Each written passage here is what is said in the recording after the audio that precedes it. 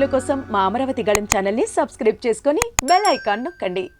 AP ఎన్నికల్లో వైసీపీకి కేవలం 11 సీట్లు మాత్రమే దక్కడంతో ఆ పార్టీకి ప్రతిపక్ష హోదా ఇచ్చే అంశంపై గత 2 రోజులుగా తీవ్ర చర్చ జరుగుతోంది. ప్రతిపక్ష హోదా దక్కాలంటే 18 సీట్లు రావాల్సి ఉంటుంది. ఇటీవల జగన్ శాసనసభలో ఎమ్మెల్యేగా ప్రమాణ స్వీకారం చేయటం, సీఎం చంద్రబాబు మంత్రుల తర్వాత తనతో ప్రమాణం చేయించడంపై ఆయన స్పీకర్కు లేఖ రాస్తూ తనకు ప్రతిపక్ష నేత హోదా ఇవ్వకూడదని ముందుగానే డిసైడ్ అయినట్టున్నారని అందులో ఆక్షేపించారు.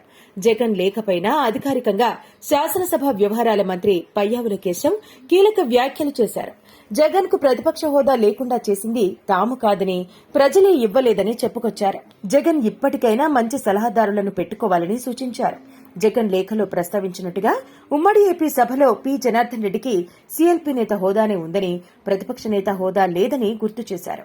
జగన్ తనకు ఓట్లు వేసిన ప్రజలను తప్పుపడుతున్నారని పయ్యావుల వ్యాఖ్యానించారు.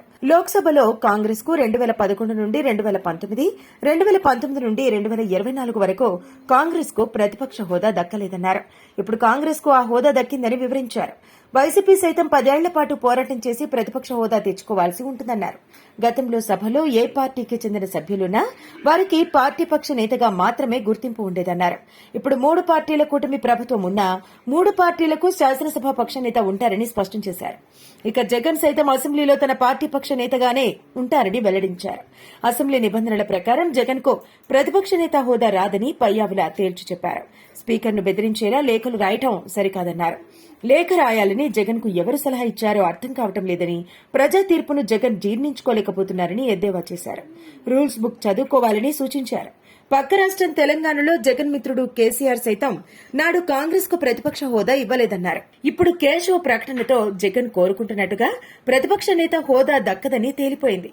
ఇక జగన్ నిర్ణయం ఏమిటనేది స్పష్టత రావాల్సి ఉంది.